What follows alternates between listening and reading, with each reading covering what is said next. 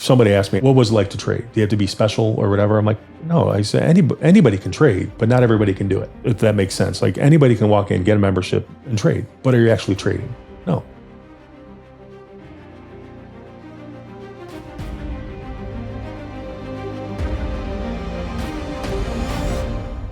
All right, my friend, we covered a lot of basketball and your early life. And now the part that many of our friends want to hear, how did you get to the floor? I was about to graduate. Michael was about to go into the pit to trade. He was clerking for Bob Levinson, Rally. And Gus, they just brought Gus on to take Michael's spot to stand behind Opa to take Rally's spread orders.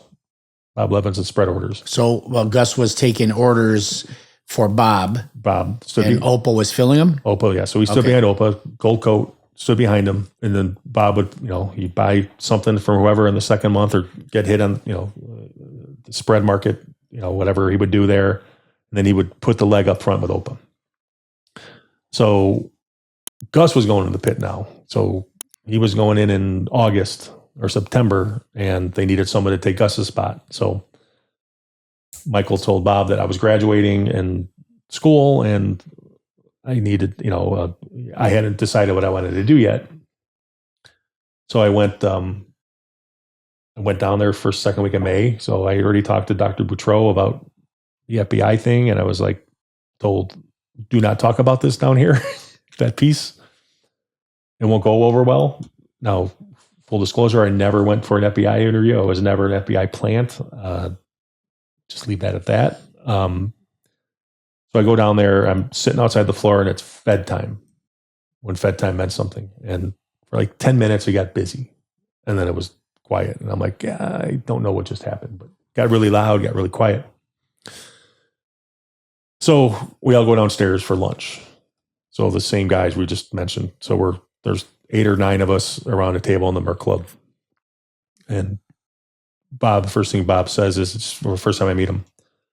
And he's like, all right, Gus is going to the pit in August and it's whatever, it's May, whatever. And he starts going, whoever's to the left of me, Michael to whoever around the table, and says what they're up. I will not say the numbers, what they were up at this point. Dollars wise. And it's May, whatever, 10th, pick a number out. And I'm like, wait, so you work 7:20 to 2. Yes. I don't have to carry a gun or ever learn how to shoot one. Yes. And no one's going to shoot at me. Correct.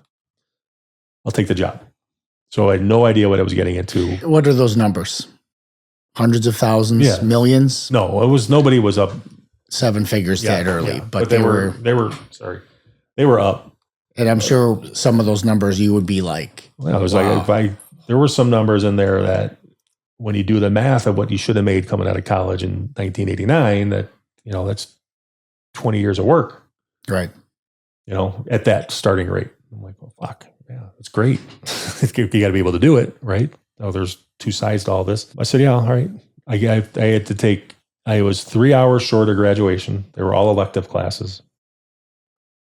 So, and Bob knew that, but I didn't have to come to August anyways. So I had to take, there was a 2-hour computer class, computer programming, which was, I can't even remember what we did. It was just stupid. And the 1-hour elective class that was left in the summer was piano. So I took piano. It was creepy. Up in the top oldest building in the campus, and this little monk comes walking in. I'm just like, oh man, this is weird. But I could play When the Saints Came Marching Home on the piano, and that was about it. And then I forgot how to play it 6 weeks later. But it graduated, came down there. It was just like I said, so I didn't know what I was doing. Let's pause here because some of the people who are watching don't know about trading floor stuff. Yep. So the key player here is Bob Levinson, and Bob would find people that he saw potential in. He liked tall guys because you do have an edge. You could see farther. You can be seen, right? So, and Bob would groom you to trade. He would back you, meaning he was your financial backer. He would arrange a split with you, right? You make $1. I get X amount of the dollar, you get X amount of the dollar. You have kind of a contract that gets to an expiration, and then you're on your own, right? Correct. So it's actually, I think it's a great arrangement. Yep. He's backing you and teaching you. Yep. He's risking on you. Yep. And then he makes, if he does his thing right, he makes a nice living off of you guys while trading. I have to say, you know, I always liked Bob Levinson, and he's not a big guy. Nope. But what he did, I think he was almost a genius businessman, in my opinion. So the thesis behind what he was doing was, so most everybody that Bob put in the pit played basketball, or definitely was an athlete of some point, of some sort. And the theory is that when you walk into the pit, this is before Globex, right? We could get off Cymex, we could call it whatever, 6 o'clock, and get something if you had a position on. But the theory was that when you come into the pit, it's the score is 0-0, right? Bell rings at 7:20. It's 0-0. And no matter what happens on your first, second, third trade, if you're a 10 lot trader and you're down 20 ticks, 20 points, right? You have to make 2 winning 10 lot trades to get back to even. So you're down $500. How do you get that $500 back? If you're a 10 lot trader, well, you're not going to get it back in one trade. It's probably going to take you 2 or 3 trades, and we maybe go down 30 points, $750, whatever. But the idea was that in basketball, there was a 3-point shot, but there wasn't a 30-point shot. So as long as there's time on the clock, you can whittle down whatever you are down. And that's the mindset. Okay, this is how we do this. And it was truly all it was. And that's how I ever looked at it. Once I figured it out, that it is a game. And it's how I never looked at it from, I mean, you can look back you stood right across from me, and you never saw me with a chart in my hand. I'd have my cards, and I'd be looking up, looking at the screens, looking at the cash, look at the front, look at the back. What's the spread? It's all I cared about. And then there's everyone around me. They've got this point, hey, this point. And I'm like, okay, what about that point? And then I shouldn't say never. Like the first couple of weeks, remember Bobby Heelan? Yeah. Wojo up front. See him every once in a while now, but he goes, here, this is my guy. These are the pivot points. And I'm looking at him and looking up and looking down, looking up. And Jeff Allen comes over. What are you doing? You know, these are pivot points. Like I know what I'm fucking talking about. These are the points. He takes them and throws them on the ground. Literally takes them out of me and throws them on the ground. He goes, some of the best charts ever made are on the bottom of the ocean. And I'm like, yeah, you're right. You're right. And he's like, so what's going to happen when you think this pivot point is a point you're supposed to buy, but they're coming to sell it 20 points lower than this? For whatever reason, you don't know what's going on. The guy on the other side of the phone knows before we do.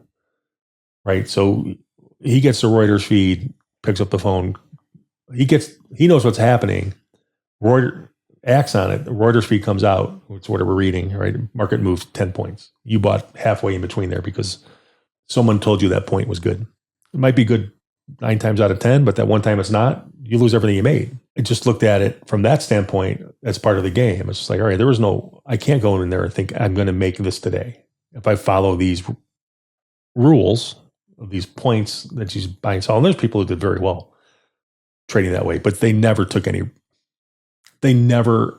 to market. They never, they didn't morph into that. So when I first started trading, I was nobody is. I was not a big trader. I was quiet, and probably half the time, my first year and a half, I was closer to leaving than staying, just because, I was still trying to figure it out. But, it helped living at home, made it easier, and didn't really have much of a lifestyle, right? I had a car payment and needed enough money to pay for my seat lease and take a couple $100 out every week to live on. And back to the basketball thing, there is a component in there also that you guys are trainable. Yeah. Right? You take instruction well because you've been coached your whole life. Yep. So, Levinson could expound stuff I knew. And I remember you coming in the pit. You were rough. First of all, arbitrage, that's a whole, different set of skills you got to learn. Yep. And, Bob Levinson was never even good at ARP. He was terrible. He did the threes like this all the time. Yeah, I don't remember. So when I was clerking for him, people who don't understand the ARP, right, whatever. So this was, these are twos, these are threes, fours, right? 1, 2, 3, 4, 5, 6, 7, 8, 9, 10. And then if you squiggled it, it was 25, right? Yeah. Right. So Bob, I'm standing behind Opa, and Bob goes like this. Yeah, which is 200. 200. And Opa sees it, and he goes, sell 200. Sold. And Bob's screaming. He goes, I said 25. And Opa's yelling back at him, no, son, you said 200. Bob's like, scratch 175. Opa scratches him. It's offered, so he's with the offer. And at this point, I don't know. I'm like, fuck, I'm going to get screamed at here. Opa scraps him. It breaks like 3 ticks. He would have made 600 points on something. I will say this, and Bob's listening. I haven't talked to Bob in years. I haven't seen him in years. I think a lot of, I never saw Bob have a trade where it was just like, where he made 10 grand on it, like boom, like that. Right. So it was just like, so when he was kind of flipping out about the 25 versus the 175, looking at it back on it now, I was like, that's because Bob was a 25 lot trader. Right. And we all are risk parameters, and Bob took tremendous risk backing all of us. There's no question about that. So I'm not dismissing that either, but it was just like the way he reacted with that was just like, you got to pay attention. And Opa just wearing him out across the pit because Opa saw the order and put it in. And then I'm like, and he goes, and Bob's like, scratch him. He scratches him and everything, offer. And I was just like, yeah, okay. One of my favorite rally stories is he used to use trading cards that didn't have dupes on them. Mm-hmm. Right. So you only have one copy, and he used a felt tip marker. Yeah. And, we had real cursive artistic writing. Well, we were just, it was the end of the world type busy. And he kept putting his filled out cards in his pocket, and he was sweating through. And all of those cards got so wet that everything blurred and they were undecipherable. Yeah. So his out trade clerk, Ned, in the morning, he just said, if you're into rally, you're good. He just made everything good. It was that bad, you know. I never forgot that. I remember that. I think I was in the pit then, but it was crazy. It was like a Saturday morning out trade call that they went in for that. I was just like, yeah, Bob was a different bird, to say the least. But he did start a lot of people out, and because a handful of guys. So say he put 20 guys in the pit, 2 or 3 that just kind of left. It wasn't really for them. I was more of an experiential learner of anything. I would watch when I was a little kid. Watch Michael and our neighbor played AAA baseball. I would watch them play baseball in the front yard off the garage all day. I just watch how they did it. I was like, okay, I can do this over time. A good visual learner. The more I did it, the better I get at it, so on and so forth. So I went to the pit. I was just like, okay, I don't know what I'm doing. I don't think any of us really did, because we all went in pretty quick. It's all 4 or 5 months as a clerk, and then you're thrown in there. And it's literally sink or swim, right? I mean, you're going to figure this out or you're not. And not being married, not having kids, not having anything to worry about financially was what helped me. I mean, if I don't know how people would ask, what do I need to be successful? They come into the pit and they stand next to me, right? When the pit grew, there was nobody behind me. I'm like, well, the first thing you have to do is you can't stand behind me. Why? It was, no one's going to see you. Maybe that's good. Maybe that's bad. I don't know what kind of trader you're going to be, but I asked, why are you married? Yes. Do you have kids? Yes. I'm like, okay, well, you no longer have, they clerk for whoever, right? And the clerks make decent money, right? So the good ones, if you're a clerk for Christo or Westcott Group or whatever, making a good amount of money, and you had insurance. Now you don't make that money. You don't have that insurance. Now the pressure's on you. You've got to figure out how to keep the 10 grand in your account, on top of the T-bill or the guarantee, keep the 10 grand in the account, pay your seat lease, make enough money to pay for your mortgage, your this, clothes, whatever it is. And if you have 2 or 3 kids going into this, or 1 kid, or wife's pregnant, it makes it exponentially more difficult. And that's brilliant. And I lived that because I was in there. I was on the floor before you, and I followed the broker path, right? And I was never a big broker. I was probably one of the smallest guys. I didn't play the bribe games and all the nonsense that those guys did. And I always wanted to trade. And I still regret not trying to step down in the pit and trade. But I had the same calculations. I have a family. I'm making better money than anybody in my family ever had. I paid cash for a house that I built, the house we're sitting in right now, just in case things came to an end. I wanted to be able to know that I had the house, and it was too much of a risk to go away from something that I was good enough at to make exponentially more money possibly, or not. Putting myself in your shoes, be very tight. But you go in there and you think, okay, I bought this house. I have 2 cars. Everything's, you have no debt. And let's say you've got, let me throw a number, you got 100 grand on top of that. Maybe you're leasing at that point. If you owned your seats, irrelevant. But now, instead of knowing you're going to fill 25, 30, 40,000 contracts a month, and you have that income, whatever the number was. And we'll talk about, we won't put dollar amounts on that. But that was something that you knew would almost always be there until obviously the end, when it all went electronic. You guys were the first ones to feel that. Even before that, because they kept cutting your commission, right? So correct. That's real. You were somebody who had experience, and you were making money.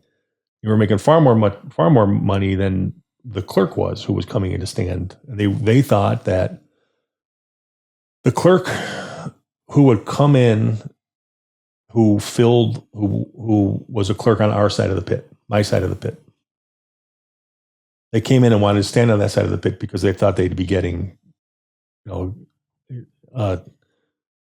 Christo's got to buy 2,200, whatever. He's got to stop to buy 2,200, whatever the goofy number is, 2,252. That it would go through him. He'd buy whatever he owes. We're not talking out of school here. Somebody, my best friend, has eaten X amount of outrage errors for him this last couple of months. Here's how he's going to get them back. Whatever. My best friend, not Christo's best friend. So market goes through a couple, gets out of this trade. And then the clerk, though, who's in the pit now, he thought he'd get the 52, not the 2,200, the 52 that he would make 4 ticks on.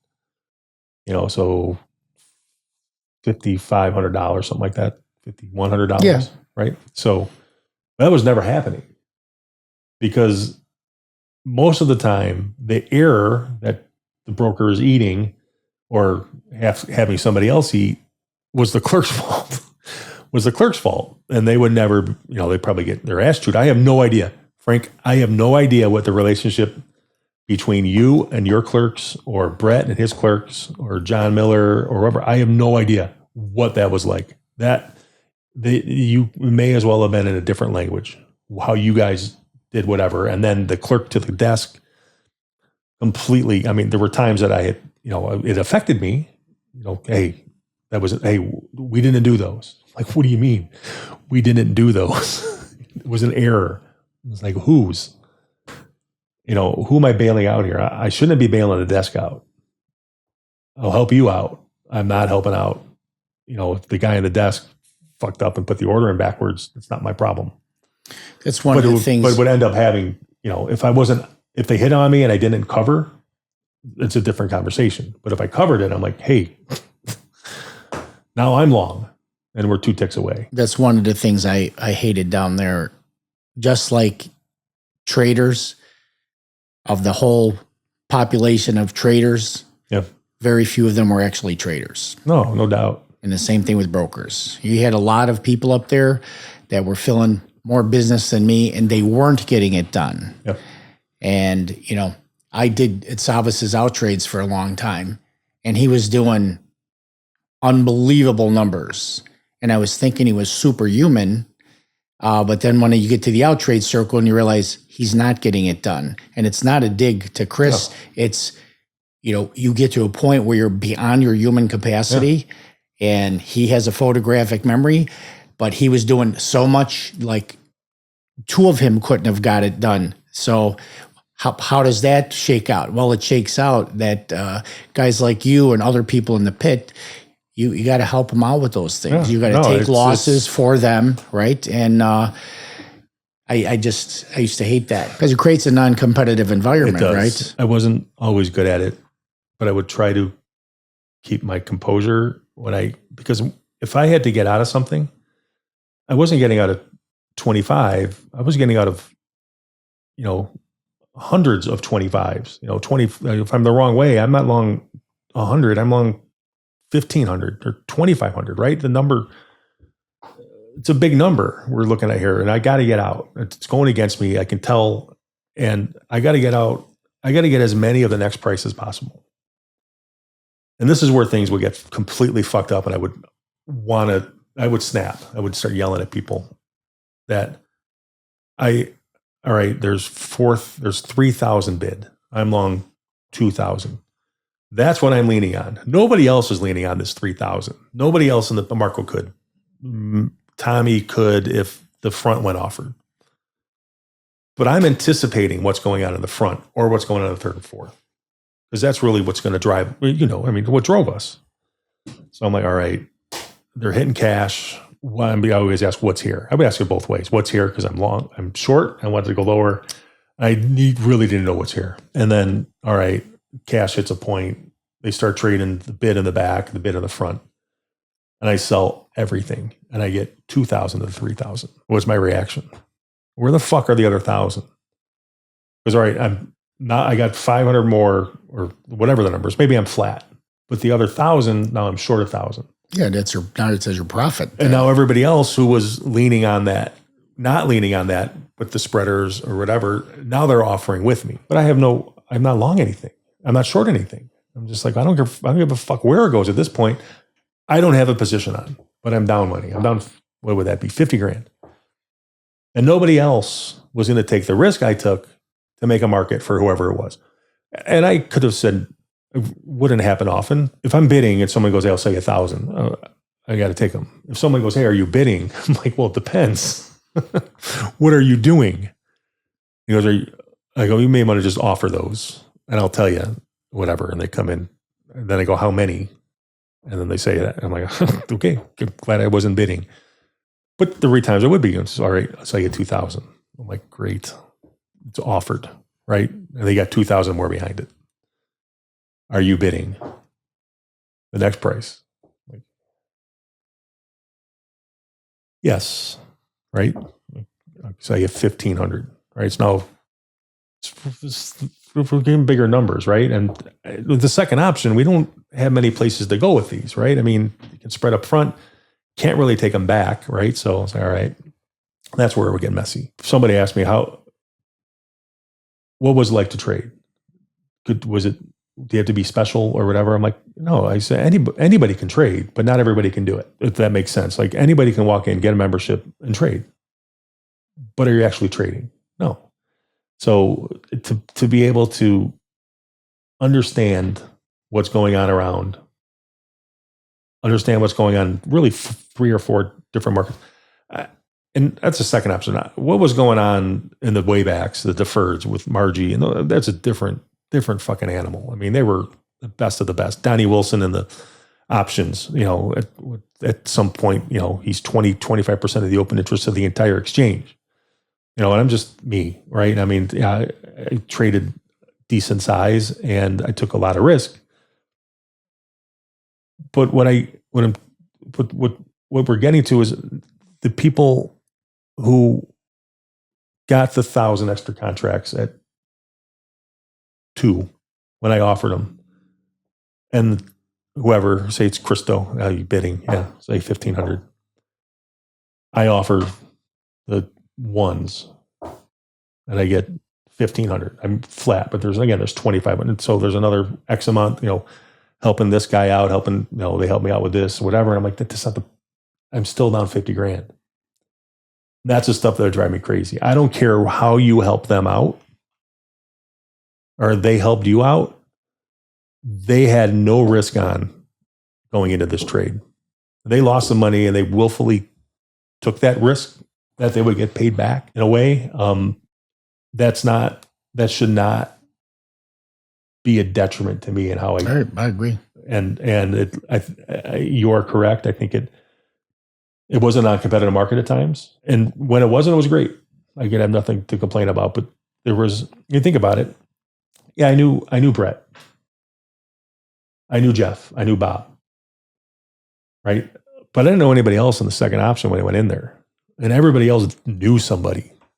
Everybody else standing in the second option had a relationship or somewhat of a relationship that, when I was still trying to figure out how to trade, I was like, all right, who's good here? Who's really knows what they're doing? And I'm like, all right, I'm going to watch these two guys. I'm going to watch Tommy Arundel, and I'm going to watch Norm Beister.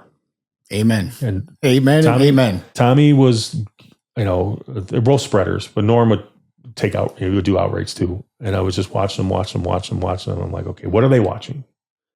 And I'd sit there and I was talking to Norm and Mike a couple of years ago about this. And I'm like, they go, we could never figure out what you were doing. They're telling me this. I'm like, really?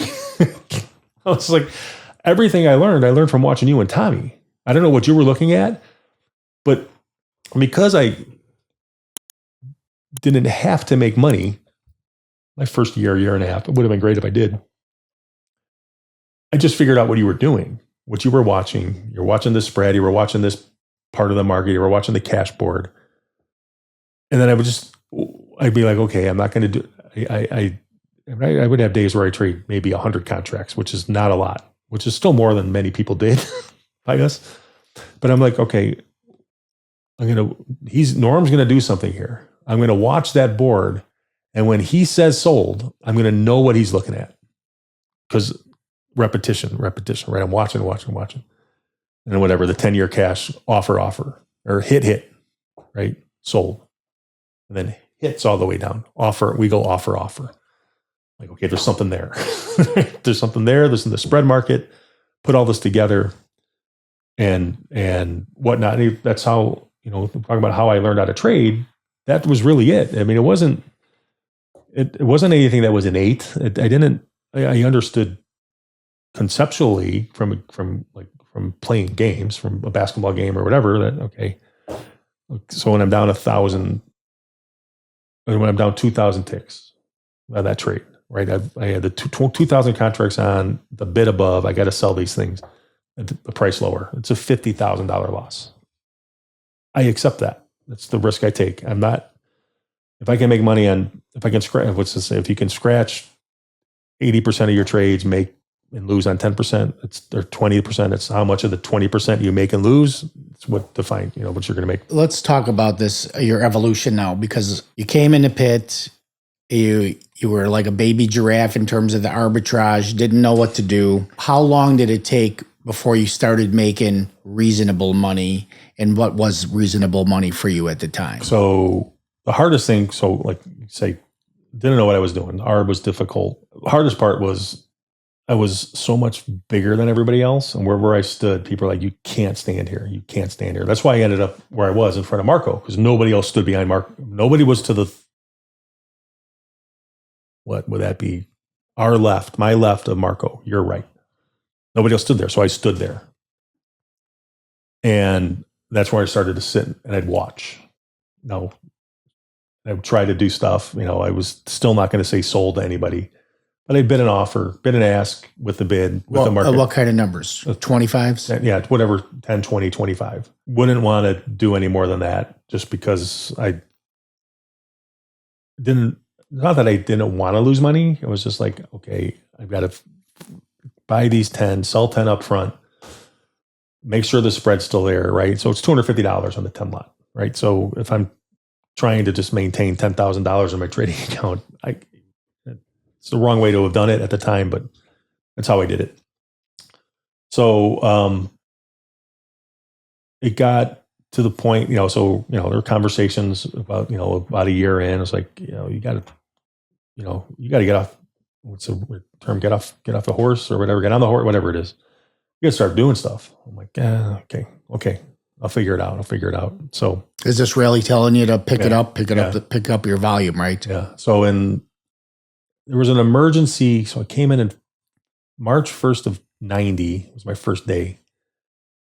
My first trade was with Rick March, was standing up front. And Waz started yelling at him. We're picking off a new guy. No wonder the FBI was looking at you. And ironically, with one of my other job opportunities, I had no idea what that meant at the time. I got you. Like, it's funny now. Somewhere in 91, there was an emergency Fed cut the rate a quarter point.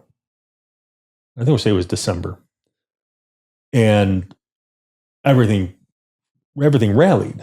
And there was a spreader in the third and fourth who was working the leg in our month. And it had to be Dees, right? So we're about to expire. Nothing. He comes up to me and he goes, "Are you bidding?" I'm like, "Yeah." He goes, "I'll say yes." 46. Well, everything else started to move. So he got out of his leg. We went bid. I'm like, "I'll bid." He says, "We 46." So he makes 92 ticks. And we rallied 40 ticks after that. Now, I had nothing to do with me knowing what I was doing as a trader. It was the right place at the right time. So he sold you 46. You're long 46. Sell them 40 higher. If I knew if this were 6 months later, that's almost 50 grand. Yeah. Right? Yeah. So 40 times 50 is 2,000 times 25. So yeah, it's $46,000. $4,200. And up until that point. Oh, that was a big, oh my God. That was probably my first year trading of 1990. I made, on my tax return, I made $6,000 on my tax return. Okay. So the next year was how much? Probably 75, but most of it was from that 46 lot. Wow. Right? It still would have worked out the same way because I would have been there. It was Christmas, and like the night before, someone had a Christmas party, so nobody was there. And I would have been there because I didn't drink, right? So I would have been in condition to trade, but I still didn't know what I was doing. Then I was like, okay, I know what to do here. All right, so hang on. So the second year, you made 70 something. That's after Rayleigh takes his cut, right? Yeah, he really wasn't taking a cut at that point. Yeah. Really? Yeah. In the second year? Yeah. Well, whatever. Yeah. So anyway. We can talk about that offline. All right. So you had a $70-something thousand year with a trade that was $46,000, right? Yeah. Now, something happens to the brain when an event like that hits you. And it could actually be really bad or really good for you, right? Because that's a pivot point right there. What happened to you I still was still trading, probably not enough for like 2 or 3 months. And then the same conversation comes up. Yeah, there's 40. I'm not losing the money. I'm in a position now where I can cover everything and put a little money in the account. And for me, I mean, quite honestly, at that point, $46,000 is more money than I had ever seen in my entire working life up to this point, right? Working at White Hen, working at Fredder Superstore, working at, Sport Mart, right? I mean, over summers, I was like, I can't believe, wow, look at this. Still not enough, right? I mean, but I wasn't content, but I was like, okay, how did this happen again? Well, probably not going to. So it was like, I'm going to say March of 91, 7:29, 10 seconds. CPI is coming out. CPI would move us, right? And Brett looks at me. He goes, say a 200. I sold you 200. Get out of them. Like, fuck. Okay. So get out of all but 10.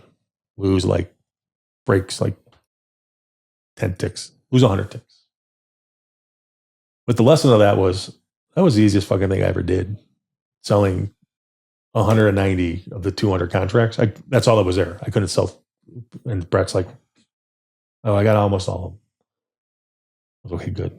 And then it was just like, I made the 100 ticks back, kept trading. I was like, this is fucking easy. It's just like, kind of, I don't know whether it was a light switch or whatever, but conceptually it all made sense. What was going to happen for me is that I already knew. I mean, so going back to the trade, it was JRM. Jeremy Hanrahan or Halloran, he stood on your side just in front of Freddie Pickard. He's the one who sold them to me. I was like, he's not coming to sell me 46 again, and the market's going to rally 40 points, right? That's not happening again. I have to make that happen. And then at that point, I was just like, okay, I still have that money in here. That's what I can use to grow this, become a bigger trader. And I basically was like, where did I come from? Right?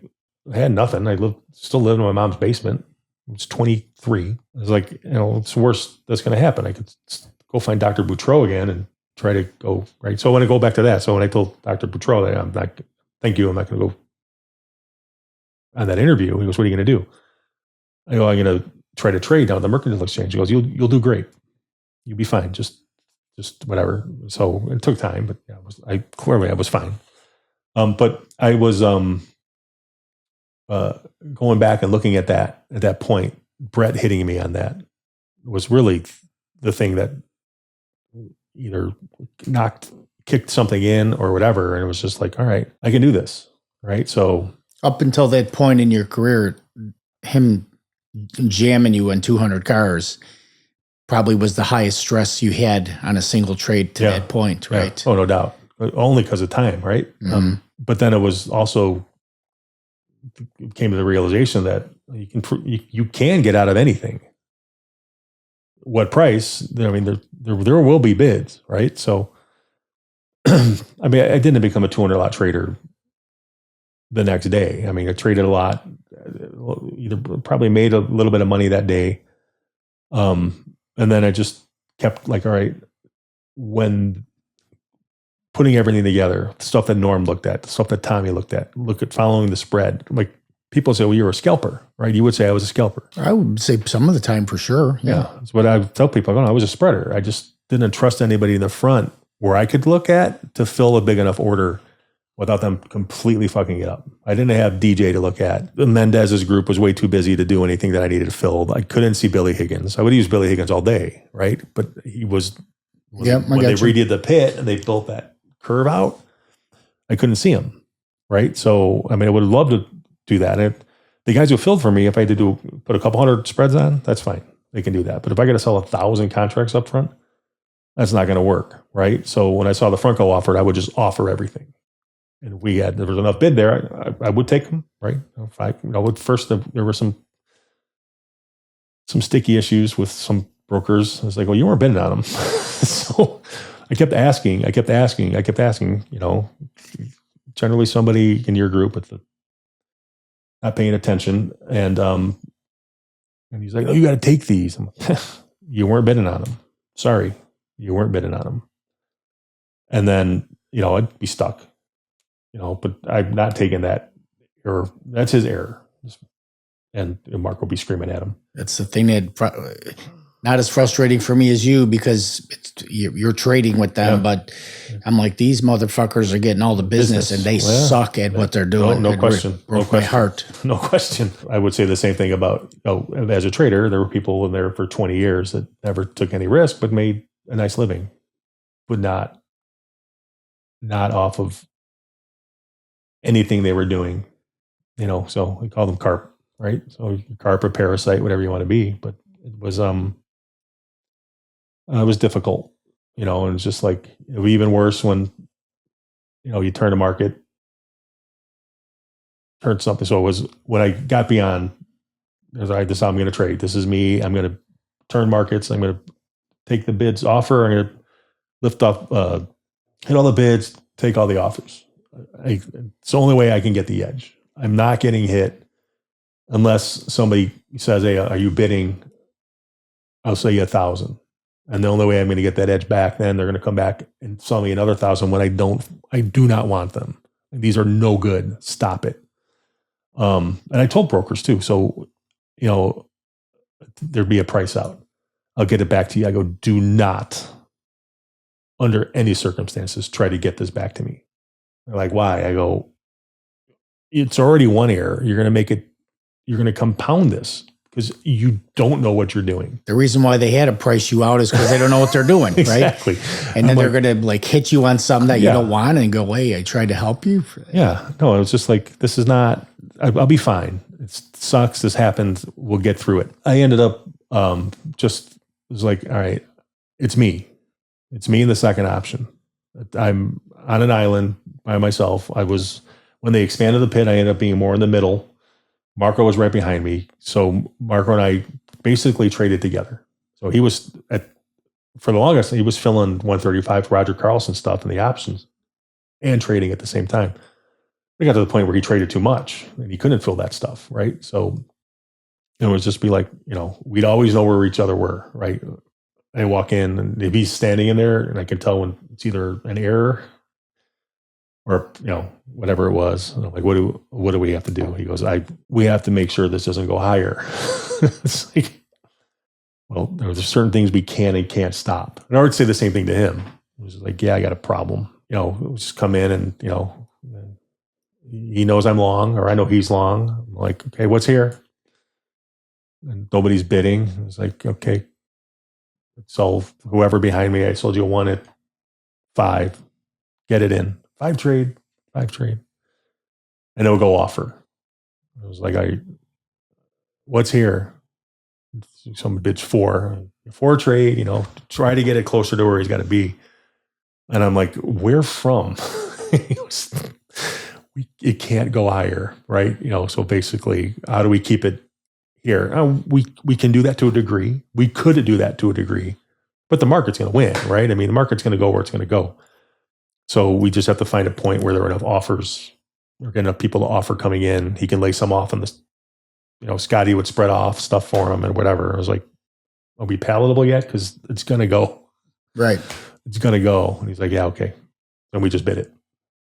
And then there would be more offers from where it came down from, and we would just buy it up because it was going where it was going until it would generally be lunchtime when people were on break. Not people, guys in New York were on lunch, and we can kind of get it down a little bit. The spread market, though, later on, as it became more linear, the way backs filling, doing spreads up by us, you couldn't do it, right? Because they just come in and we'll buy all those. How many do you want to sell? We don't want to sell anymore. Right.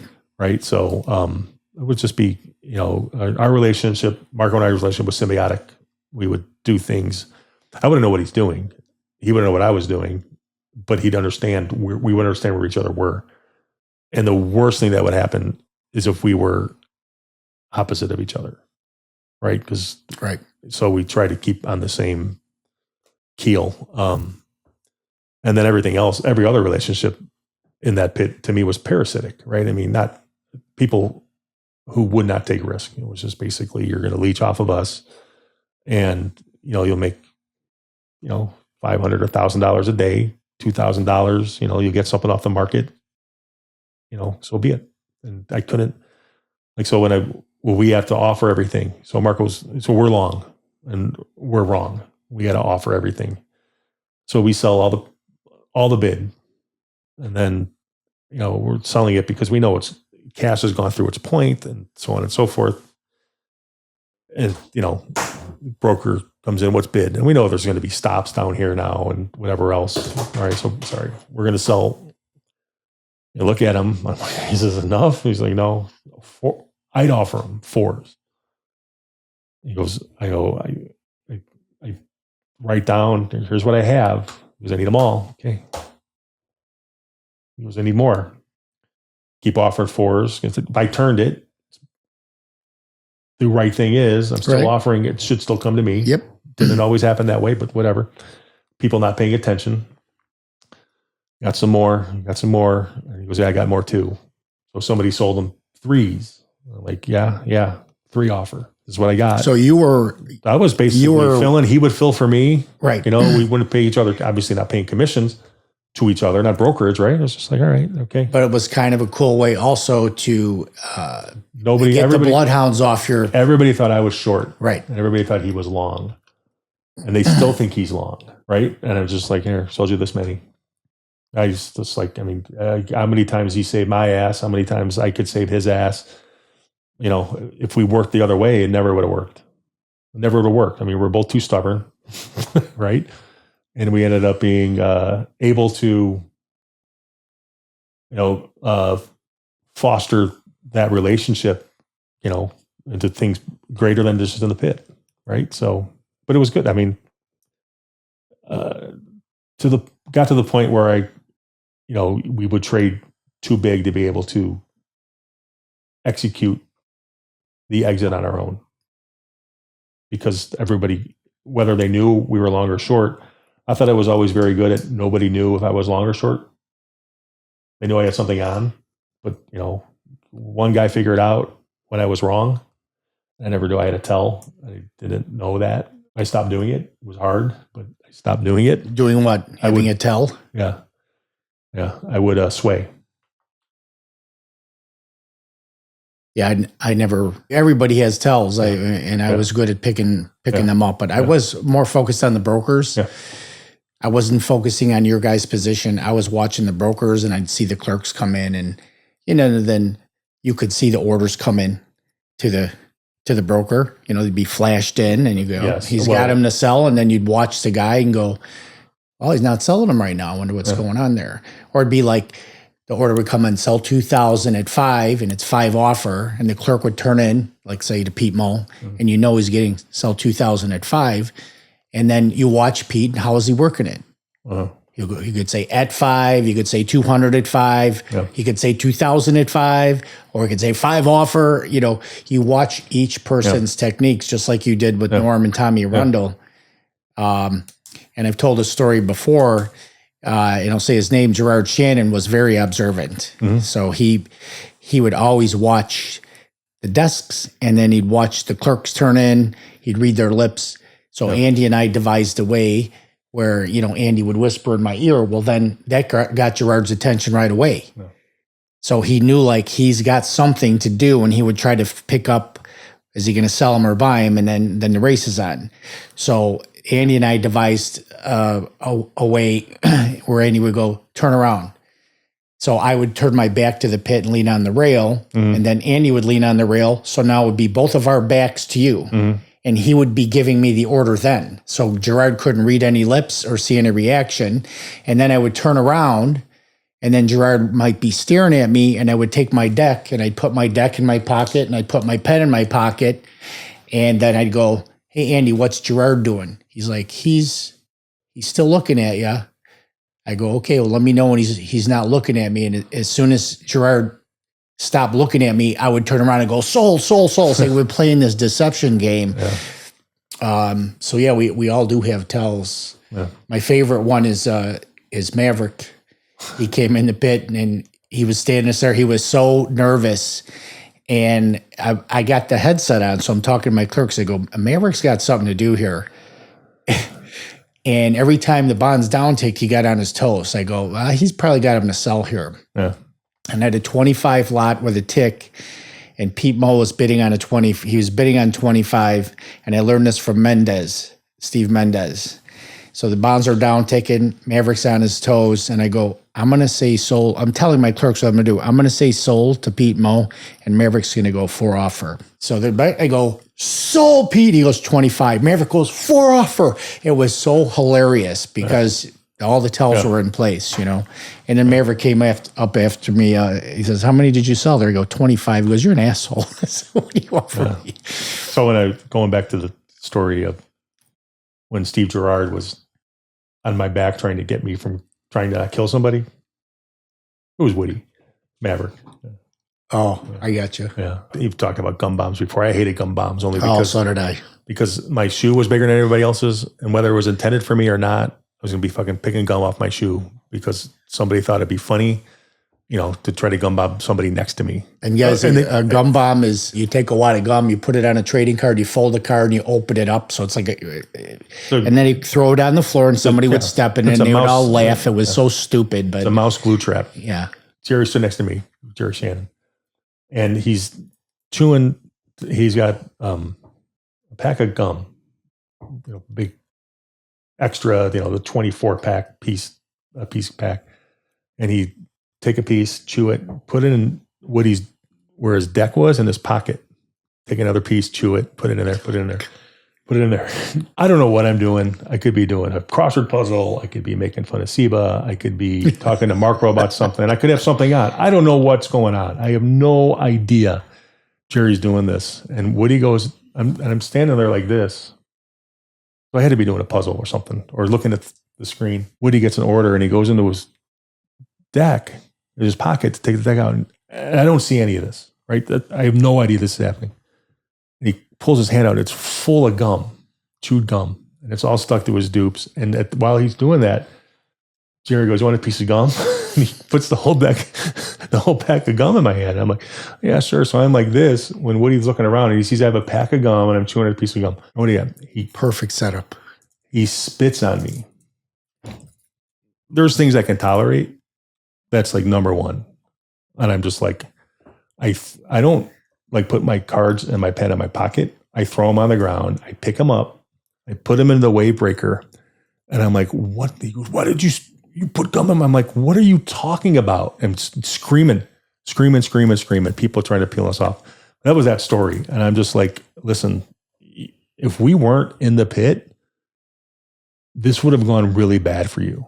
Because I know if I were to hit you in here, and I for the record, I haven't hit anybody in anger since 5th grade or clever. It would have cost me $50,000. Minimum. And a lot of the people on the board liked me. So maybe it would have been a little less, but you would have been fine too for spitting on me. So, and it was just, what am I supposed to do? He spit on me. All for a stupid little practical thing. Yeah. Prank. Yeah. And I was like, fuck. Did you ever see the Garvey Moses headbutt? Were you in there for that? I was not in there, and if I was, it never would have happened. Yeah, you're right, because you would be right in between them. Wolf was a strong guy. He's a big guy. He never would have got through me. I would have been like, stop it. Yeah. Or I would have let him through, and when he went to go hit him, I would have yanked him back. I was like, don't do this, because I got to write it up, because I was a pitch supervisor then. Mm-hmm. I mean, I don't want to be the bad guy, but if you're going to split somebody's head open, I have to do it. But I was not in for that.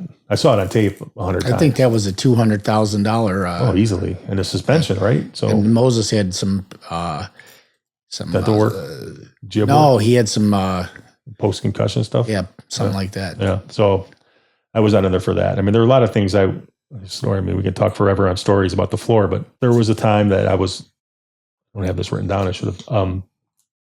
We had a half day, and it was one of those days where we had the expiring contract, and I consider myself the master of unnecessary risk, where I just stand there and make a market just because it's D's. We're not moving, right? It's whatever holiday it is, right? It's half day, and I'm wrong. I'm long the offer, and it's 15,000 up. I'm long the offer a lot, and whoever I bought them from Christo, and I'm long the offer and the bid now, equal parts, a couple thousand contracts. And Christo's got an order. He's offering a couple thousand, and he has a tick. There's a market on close. So 11:59 and 1 second. He goes, "I'll sell you 2,000." Everybody in the pit is short, but me. So no. I'm the only person in the pit who's long, along with all the other bids in the pit. So I end up getting like half of my total offer. So I'm long 4,000. I get 2,000. So I'm not going to lose money. I'm not going to make money either. But I stood there. Whether you make money or lose money, how long you stand there is irrelevant. But there were people who stood by you that were so fucking pissed that I got the 2,000 lot that they called it upstairs. So the next week, I get called up by compliance. Eric Wolf. I'm up there, and he's got his fucking He's walking around me. It's like you ever watch Seinfeld? Like when he's in the post office, the postmaster general's office, because Kramer did something to a stereo, and they're like, what did you do here? And I'm like, what? He goes, do you often trade 2,000 lots? I'm like, well, 2,000 lots are kind of rare in the pit, like where someone's going to say, I'll sell you 2,000, right? I mean, generally it's going to be, I go, but what's the issue? He goes, well, why did you, this looks non-competitive. Were you bidding here? They have this cameras. I'm like, I go, are you fucking kidding me? I go, did you look at my dupes or my trading from that day? No. Why? What, do you have my cards? Yeah. Okay. So at whatever time it was, 9:00, I turned the market bid. Should not have, but I bought 2,000 contracts. 25. The number was greater than the number Crystal hit me on. I go, what's the difference? I bought every offer. He comes in at the end of the day. It's common courtesy to trade with the person who traded with you at the last price. Doesn't always happen, but it's common courtesy. I go, and he's like, kind of, Judge Smales, right? Oh, that's, well, were you bidding? I'm like, yeah, I'm always bidding. Whether I am or not, I just got him to shut up. And I go, who called this up? We're not, that's not important. I want to know who called it up. They never told me. I know who did it. But I was just like, you're going to have to tell me after we're off camera. Yeah, so he stood right in front of you. The next, it's Friday, so we're off that Monday. Come in the next day, it's still rollover week. We're expiring next week. I'm just like, I'm just staring at the two guys. He had a bid that he was working with a tick, and he would not buy them from me either. I would not trade with him the rest, for a week. Like, I wasn't going to, I'm not turning, you can't really turn a market when it's one tick wide, right? So I'm taking the bid, taking the offer, right? Trying to make a little bit of money. Best off doing what Tommy and Norm do and not show up that week. Right. So, somebody hit me on something, I would trade with you to get out of the long side, or the offer trade with anybody, Jimmy Fasano, whoever it was. I'm not trading with you fuckers. You're fucking guys. But this is part of the stuff that would just drive you crazy, right? It was fun. It was funny. I thought it was funny when I got called upstairs and called him on it. I got called up again 2 times. The other one was called upstairs, and they have the screen up. And they go, tell me what happened right here. I'm like, what's the context? You tell me what's happening. I'm like, who am I looking at? You go, the people next to you. I'm like, where am I? You're right there. I go, pause it. Would you please point to where I am in this pit? You go, you're right there. Who do you think they're pointing at? My brother. Oh. And I'm like, keep rolling. Like literally 30 seconds later, I'm going from the break room. You can see me from the break room into the pit. And I'm like, there I am. Why am I here? Well, can you tell me what happened here? I'm like, how? How can I tell you what happened here? 1, no. And 2, there's no volume on this. I can tell you what's going on. He goes, what happened between these 2 people? I go, I don't know. I did. I knew exactly. Not your job. It's their job to figure it out. I knew exactly they knew what happened, but they needed someone to corroborate it. I'm like, I don't know. I wasn't in there. So I go back into the pit, and I tell the 2 people, I go, at whatever time, I picked some arbitrary time. You're going to come in the break room because we had to have a conversation. I go, you 2 are fucked. I go, if you're going to cuff 1,000 lot, don't do it for 5 ticks. And then the guy who was the relative of the guy by me, that was his last month in the pit. Well, I'll tell you the worst thing that happened to me when I almost lost one of my best customers. We were rallying off a number, and I had a bunch of orders at the same price, and they were all for Shearson, and they were awesome. Shearson was one of my best customers. They were righteous. Yeah. And they had the bulk of what I had, and then I had some other wrestling orders from other houses. It was like 1,780 was the number, 1,780 contracts. market's rallying hard, and I'm standing there. Let's say the price is 7, and I'm going, 7 offer. And Neil goes, buy 3,000. I go, 1,800. Yeah. And then he put his head down. He thought he was filled. And I'm like, man, I'm screaming at, do we trade? And he was like this. And that was the high. And I ran across the pit and I grabbed him, and he was like discombobulated. I go, did I sell you 1,800? He's like, no. That was the high. Yeah. And he bid him into my offer. Yeah. And Shearson saw it because they were like near at the top. Yeah. So I had to explain to them what happened. And I made the call. I call up compliance on Neil, and nothing ever happened to him. But he bagged that with somebody. And what these assholes don't understand when they're digging on you for non-competitive trades, you took a lot of non-competitive trades that you didn't want. Yeah. Brett was a master at that, and I love Brett. Mm-hmm. You know, that 200 lot. You didn't want the 200 lot, that early story, right? Yeah. Sell you 200, like, what? I'm now not bidding, right? That was a non-competitive trade. He jammed it in you, and you weren't bidding, right? Yeah. So the non-competitive works both ways. Yeah, you establish yourself as whatever, right? So Norm would have been the same way. So if Norm was standing there and they started you bidding, and he'd say, yeah, and they sold him 2,000, he would, okay, yeah, I did that. I got to figure out what to do with these now. Right. But that's why would you establish yourself as, and that's what like someone at compliance would never understand. Right. What do you mean? I'm not implying I'm bid. I am bidding. Yeah. But he asked me if I'm bidding. If he said, I'll sell you 2,000, I said no. Then I didn't. I'm like, I'm not taking those. There are times we can say no. Right. And you could say no. You guys actually, I would say from my observer standpoint, you had to learn how to do that. Because when you're building your size, like you didn't know when Brett said sell you 200 to say no. Yeah. You just took it because you didn't know better. Yeah. And then you get burned enough times where you're just like, no, I don't want those, right? Yeah, I remember. So the first time when I started to trade bigger, front went, so either bid, or offer. And John Miller I remember the price was 6. He's either 6 bid or 6 offer.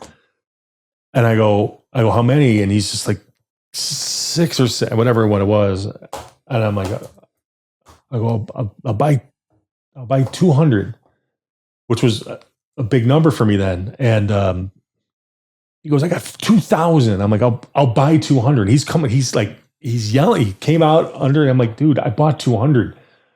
I'm okay here. I can't do any more than this. My clearinghouse will not be happy. And I'm trying to. Explain to him. I'm like, but you should just still be there bidding or offering. I'm not going to tell him that. I thought for the longest time, I thought John, was like, I thought he hated me, right? And John was just more insular than anything else. And what does insular mean? A dick to people? Yeah, you can say that. I love John Miller, and he's a friend of mine. Yeah, he was pretty rough at the beginning. Yeah, so. No question. And I think his partner made things more difficult on him than he should have anyway. I got you.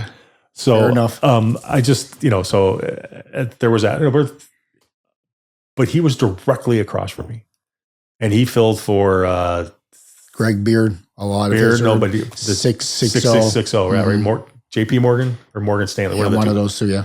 And so I just there was one. I remember one time I'm standing in there and he goes, are you offering? And I'm like, yeah. He goes, I'll buy 1,000.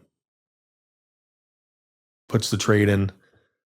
And then it was either long or I needed some of them, right? And I'm like, yeah, okay. And then I was going to be short or long the other side of it. And then the guy in the clerks are like tackling him. The guy put the order in either wrong or the wrong price. It didn't have a tick or, was supposed to be at the offer. The guy comes down and then John's like, what did you do? I'm like, I didn't do anything. I mean, he was always, that was the only time John ever really went off on me was at that point, and it was sobering because I was like, oh my God. But it's just, yeah, what do you need? He goes, well, they were supposed to be on the bid, no tick. I'm like, we did nothing, right? So you busted the trade. Yeah, busted the trade. It didn't cost me anything. Eventually ended up getting either the front or getting them by us. Then it cost me money, but I wasn't short. I never went bid. It was 6 bid. It was 6.5 offer. It never went 6.5 bid. So I got what I needed. I was probably short a little bit, but I wasn't short 700. Right. So we're in that market. Yeah. That's when you take that risk. And it's great because if it went 6.5 bid, 7 bid, 8 bid, Chris would be wearing them, not the other guy coming down. Yeah, sorry about that. But the guy, he came down and said, thank you. You didn't have to do that and whatever. I'm like, I wouldn't do it for everybody. But I would do it for John, and that, he's always been good to me. So it's just, there's things like that. I wouldn't have done it for Aaron. I hope John Miller watches this. You were one of the few guys that I considered a really excellent broker. So you had the skill. Yeah. He was really good. He would reach out to me every once in a while about what was going on with seats a couple months ago, and this and that. So I text with him or whatever. I think he's in Colorado. Yeah. He retired school teacher. I've talked to him a few times. We had some good. I would not want him being my school teacher. We had some good brawls in the ring, not in the pit. He was a strong guy. Let's put it that way. Yeah. No, but he was, as you would as a broker. I mean, you would go to people who would honor their bid, their offer, right? And like any place else, people say, our word is our bond, which it is. I mean, the hardest thing, everything you do. Yeah, we thought we had a deal. Well, no, we don't. Changed my mind. Right? That didn't happen in the pit. It shouldn't have happened in the pit. Sometimes it did. Sometimes it didn't. One of my funniest memories is I got a 500 lot, and it was for a customer. Sell 500 at the bid, whatever. Yeah. And I went 50, 50, 50, 50, and I did 10 50 lots. And I know sometimes they'd bothered you if you were moving shit around, and I was just trying to sprinkle the field. And TKL was in the pit, and he was pissed because I didn't hit him on the 50 or the whole 500 on a 50 lot. Yeah, and he starts screaming at me. He's like, "You fucking forgot where you came from." I go, "I still live where I came from. Where do you live?" Right? It's when he married the lady with a lot of money. Yeah, so it was hilarious. There was a time frame when Sam Greco left the pit, 4 or 5 people tried to come in there and make that a spot to fill orders. And before Tommy Corbett left Pete, so this maybe Brian Koss, maybe he comes in and he bids on something. I go, how many? He goes, 1,000. I go, sold.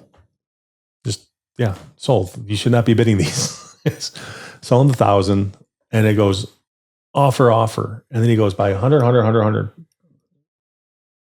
I'm like, did we do 1,000? He goes, no. I'm like, what do you mean?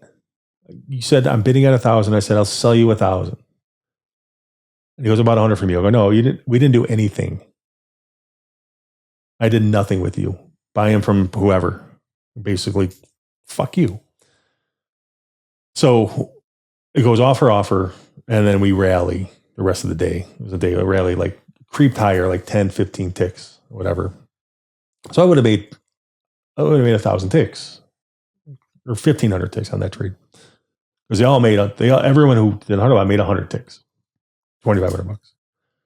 And I made nothing. And I'm just like, fuck you. So then bidding it up and I get long to do what I do, right? That trade is completely out of the next day, out trades, he's into me for 100 lot. And now it's a big loser. It's a big loser. He's down like 50 grand on it. I'm like, that's I sold you 1,000. You said no. You tried to hit me 100 lot. And what I tell you, you said no, but I put him into you. I go, I did not acknowledge the trade.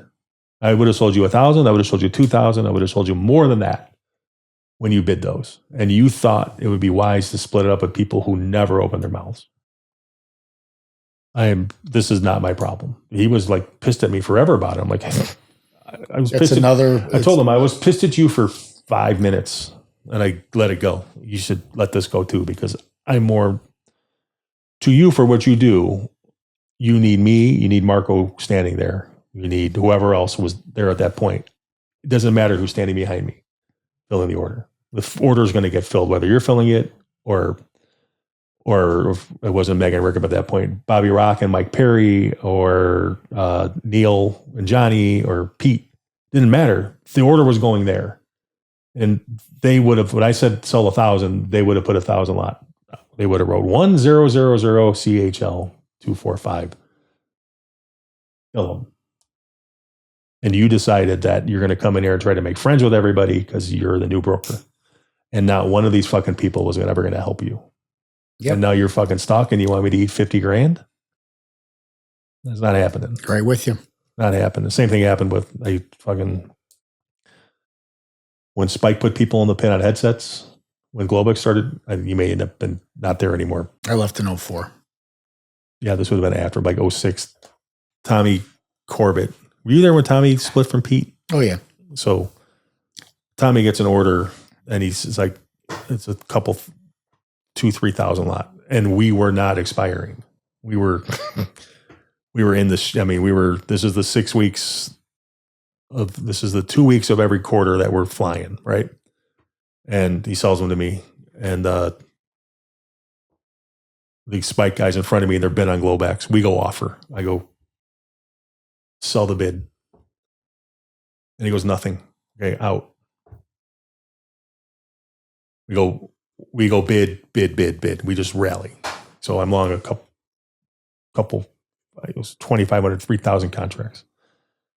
I'm like, okay. And I'm selling stuff out, and Tommy's like, he goes, Jelly, I need to buy whatever from you. Whatever. So he's got an error from somewhere. You missed something by the rally. I'm like, fine. I give my carts to my clerk, Bobby Rock's kid, Little Rock, and he comes back, and I'm short. I'm like, this is impossible. And he goes, yeah, this guy gave me a fill, the Spike guy, for like 1,700 contracts. I go to the kid, I go, fuck. I told you said nothing. I said, out. And you're going to tell me I got 1,700 now? I would have been fine. If you said I got 1,700, great. I'm only looking at it, whatever, 800 tick loss per point if this goes against me, right? Now it's 5 ticks the other way, and I'm short basically from where I made no money on the trade. Then I made like $500 on that fucking trade. And then go upstairs and pull coin and either Dro or Vince Agostino. I'm like, hey, you put fucking guys in the pit who don't know what they're fucking doing. This is not my problem. You go, what is it? I go, I told the guy, you put this guy to stand in front of me for a reason. I think I was clearing Spike there at that point. I was clearing Spike at that point. You put him in front of me because you think I'm going to use him. So the one time I use him, I'm fucked for, what is that, $35,000 a tick? Because he doesn't know what he's doing. You found someone who was big, who's on a headset, who tells somebody on a computer what to do. We're all guilty of it when we left. We had somebody on a computer doing the other side for us, right? But still, that would have been my error. And I knew what my guy was telling me on the other side. But you are here telling me that this is my problem. When I tell the kid I'm out, he says I did nothing.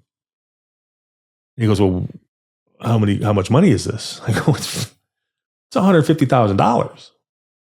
It's 5 ticks, $35,000, $165,000. He's like, well, we can't pay you that. I'm like, who's we? There's 3 of you in a clearinghouse. He's like, well, we don't have that in our air account. I'm like, hey. Well, we'll figure out how to get it back to you. I'm like, how are you going to get this back to me? You trade S&Ps, whatever Coin was doing in every market that he was trying to manipulate and fuck up by us. That was just a different, right? And then Dro was Dro. And I'm like, we'll lower your commissions. I'm like, that's like, I trade a lot, but that's a lot of commissions. You guys you're in a, whatever. So I ended up not making any money on that trade. I still scratch my head about that one. I was just like, that's crazy. Yeah. I'm glad I left early because the potential went away. All right. So we can go a long time, but I want to get to what was your biggest trade? Do you remember? What's the biggest position you had on? The biggest position I ever had on was my last trade in the pit. Was an 8,000 lot. So this is 07, 08. And you guys are making what? I was gone, so I don't even know. The nickel dime a card, 15 cents. Not a lot of money. Was right? that what it went down to in the futures? I don't know. It's a guess. Somebody can chime in on this. That would be great. It wasn't a lot of money. The screen is 25,000 bid, 20,000 offered. Right. So bid ask. And Mike Perry, I liked a lot. Me too. Taps me, and he goes, let's say 8,000. Oh yeah, get out of him. Got like a Brett. Just get out of him. So I'm on a headset. Right. So Cheese, John Schnur, is my guy on the screen upstairs, and we have it set up that when he right clicks, it sells 2,000. Because I don't want to sell 20,000. Right. So 2,000. Okay, Cheese, sell me 2,000. Filled, sell me 2,000. Filled, sell me 2,000. Filled, sell me 2,000. The entire time I'm telling this, everybody who stood in front of you that I would not consider, or you would consider a trader, is screaming at me. Fuck you, you got all that fucking trade, blah, blah, blah, blah, blah, blah, blah. So I saw the 8,000. So it went from 22,000, 25,000 bid to 17,000 to 5,000 bid. Okay. To say it was 7 bid to 6 offer, 5 offer, 4 offer. And I go, what would you have done? Mike Perry's looking at me. And he goes, you get out? I'm like, yeah.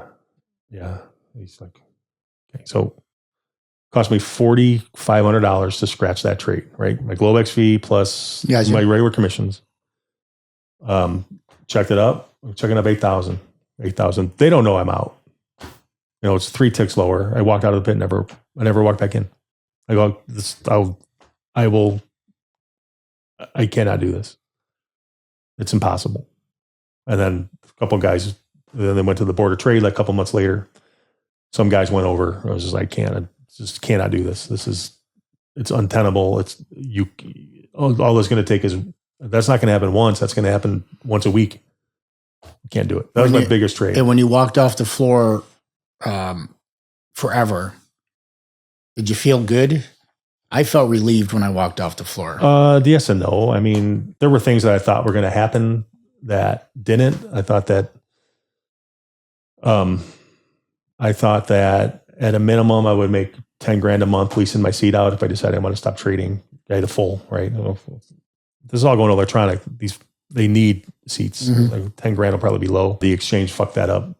I will say that with that lawsuit, did you follow that at all? Not too much, but I saw what happened with the seats in anticipation. Yeah. They were big run on seats. Well, I think there's 2 parts to that. People think that was all speculators that, hey, they're paying $900,000 for a full, that the most that anybody was going to get out on a $2 billion settlement was like 400 grand. If you did that, you were a fool. If you were paying an IOM for 100 grand, yeah, maybe that made sense. But there's something else. There's more going on. I don't know this will work this way, but the exchange is going to clear cash bonds. So you'll be able to trade cash bonds against your SOFRs or your 10-year, 30-year, whatever the position is, and cross margin it. Well, that's the reason seats rallied. The fulls and the IMMs, the little ones rallied, thinking that I can buy this for 30 grand, I'll make 200 on it. Yeah. Yeah, and they're still at 30 grand. I mean, they rallied, but they're not below where the vast majority of the volume traded on those seats. But I just figured that when I left, I would make 10 grand a month. I had all this, everything else was fine. But so I didn't really worry. The thing that bothered me the most was I was 39, 38, right? So 39, whatever, just turning 40. I was like, okay, now what? Right? So I traded electronically, did some other stuff, right? But leaving the floor was like, I tell people, what do you miss? I go, fuck, I miss that's one of the funniest things, you see on the floor, I miss that shit. Let's talk about a little bit of that, but I have to know, were you the one who threw the softball over the river? That was a rumor. I never did it. I would have done it flat. Because we've mentioned that. Yeah, no. I've told people, I go, I never did that. But people I played softball with were like, Chili do that flat-footed. And I would have. I'm like, how far is it? Yeah, easy. And it was like the idiots who did it, did it from the Merc side to the whatever that plaza was across. Yep. where it's higher. And if you didn't have the arm, I said, go to the other side and throw it. Right. It's 10 feet lower on this side. You can carry more and whatever. Yep. So, though I never did it. I will say unquestionably would have done it. Okay. Whatever ball they wanted me to throw, I could have thrown the 270 feet that it was going to carry. I wanted to mention this. I knew a little bit then, but a lot more since I left the floor, because the podcast has put me in contact with a lot of people and hear a lot of stories that you were very generous with people that were in need of money. And you got a lot of your money still out there that you'll never see again, helping people out. And that's just, I just wanted to call it out because it's part of your character. If you were to ask someone when I left the pit, what are things that I thought would not have happened? I would think that it was not just me, but yeah, sure. I would help people out. Hey, they're stuck on this. I'm like, from where? Okay, I'm long from here. I'll help you from here. Right. So, technically illegal, but I would just say, hey, he can barely pay his seat lease. He's long 20, we're 4 lower. I'm short 100 from this price. I bought 20 from him. If this is a problem, then the exchange is broken. Right. So I did it. Mm-hmm. It didn't affect any customer. It affected me. So yeah. So if it cost me, so save that kid $2,000, whatever it is. So in the scheme of things on that trade, yeah, it's noticeable, but I don't notice it if it's a day where if I'm getting my ass kicked, I'm sorry, I cannot help you today. But going back on that, the people who would rely on you for things when they're stuck, not necessarily the broker, but more from a local standpoint, people you may have helped get into the business to trade, go talk to these people, a singer wanger, go talk to this guy, go talk to whatever. I'll tell them you're going to stand by me and I'll watch out for you here and there. Right. If you're stuck, let me know. Just when the floor went away, it was just like, okay, you no longer exist. And it was just like, yeah, okay. It's like, yeah, it's, you'd like to think that it's naive, I guess, on my part, that you're building a friendship with somebody and it's not really a friendship on one side of it. It's just like, I'll help you out. Yeah. Whatever, however it works. And it's just those things, that doesn't bother me, but it's just like, it's disappointing. Yeah. It's disappointing and the human nature type of thing, right? It's just like, I was talking to my brother-in-law, Jim, who lives with us, about you and coming on. And I was telling him, like, in my opinion, one of the very few people that I have high respect for. You were a real trader, but I'm talking about like money you physically gave to people, not a trade thing. But I'm hurting. Yeah. I need some cash, and you'll never see any of that again either. No, well, yeah, and that bums me out that people don't even try to. Yeah, there's preface it with it wasn't ever a lot of money, but it was enough that it meant it was meaningful to that person. Hey, I need $500. I can pay you next month. Okay, great. So I had a kid who came, he retired, he left the Marine Corps. I was a captain. His dad asked, hey, he wants to see what this is like down here. You help him out. I'm like, yeah, sure. So he's clerking for me. And I was paying him for the week. And, you call upstairs, get some cash. And I'm paying him. And this guy's coming up the escalator at the same time. And he stops because he sees I've got an envelope, not full of cash, but there's a couple thousand. I got to pay both my clerks. And he goes, hey, you have any cash? My wife got booted and we need X amount. I got to go to the whatever. And I'm like, the fucking clearinghouse is in the building. And he goes, yeah, but they can't get any money right now. One bullshit. They got a safe. There's whatever is in there at any particular time, right?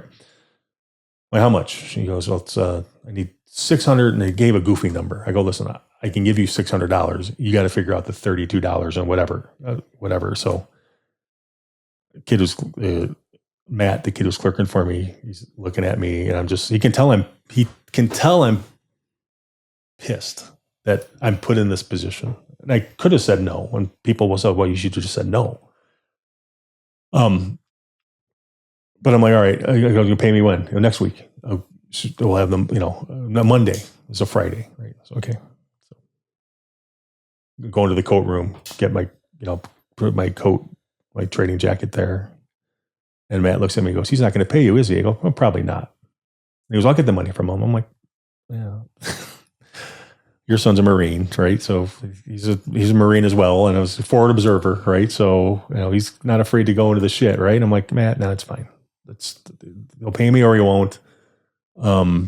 It's just disappointing that, like you said before, it's disappointing, right? And I've never expected he filled some of my stuff up front. I'm narrowing down to who it could be, which I shouldn't have just said that. But it's not anybody who thinks it's not anybody that's obvious. So that should help people out who's trying to figure out who this person was. And everybody knows the story anyways, who's on the floor. But it's just like, it's just, if it wasn't me walking the escalator, who was going to get the money? Like I said at the time, it's not a lot of money, right? And it's not inconsequential, right? $600 to me at that point may have been $60,000 to him, right? Right, and the guy who made me the sandwich at Rivers, that's $600 is 2 weeks of pay for him, right? So I always put stuff, it's relative and whatnot. And it's just, there's too many people that were opportunists. Most of them were opportunists down there. I hate to say that, but there was a girl who, her and her roommate, their apartment was robbed. And like, she came to work like 3 days in a row in the same clothes. I didn't notice it. And someone said that, hey, what's her name? Whatever. And I'm just like, this happened. I'm like, well, is this true? And they're like, so everyone's like, yeah. I was like, so I go to everybody. I go, give me $100. Everybody give me $100. And so, there's 25 people on our side of the pit. And, she's like standing on the outside. She's a trade checker, so I knew her from that. Right. And I'm like, here. She's like, what's this for? I go, well, I heard you got robbed and you don't have anything. She's like, yeah, but what's this for? I go, I just told everyone we put some money together. Go figure out what you got to do. I mean, I'm like, well, why didn't anybody do this before? It's for this community where we're supposed to be, making sure everyone's okay and whatever else. I mean, and people are like, oh my God, he's a liberal, which I'm not. But that's the opposite. I mean, I would tell her, you go to somebody else and get help. It's like, here, this is from us. Figure out what you have community, the strength of that community. Yeah. And do that. Like, that wasn't going to happen at IBM. If somebody at IBM got robbed, the C-suite wasn't going to put $2,500 together to give to, the junior whatever that was just hired. I mean, it was a different place, right? So the girl's like, she's like looking at me like frightened. I'm like, what's wrong? She goes, well, I thought you were mean. I'm like, I tell the story to my nieces and they're like, what? I don't get what you're telling me. I was like, well, so the girl, I told her story. So the trade checkers, they did a poll on who the meanest person in the pit was, and I would win. And they're like, well, you're kind of nice. And I'm like, well, to my nieces, I'm like, well, yeah, but I am, but in there I couldn't be, right? So it was like almost not the bizarro world, Chris, but it was just, I would have to do stuff, and it would be the joke. A new trade checker, go check this trade up with Chile, which everybody knew not to do.